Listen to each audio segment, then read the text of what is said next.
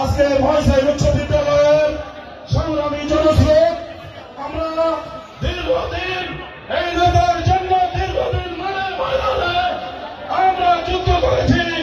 এই ছাত্র আন্দোলনের মাধ্যমে আমরা বাংলাদেশকে দ্বিতীয় স্বাধীনতা এনে দিয়েছি। আপনারা জানেন আমাদের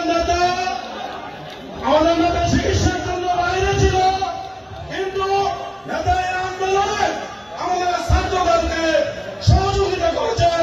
আমরা শিক্ষক সমাজ রাস্তায় নেমেছিলাম, আমরা শিক্ষক আমরা এই পর্যন্ত হয়েছিলাম।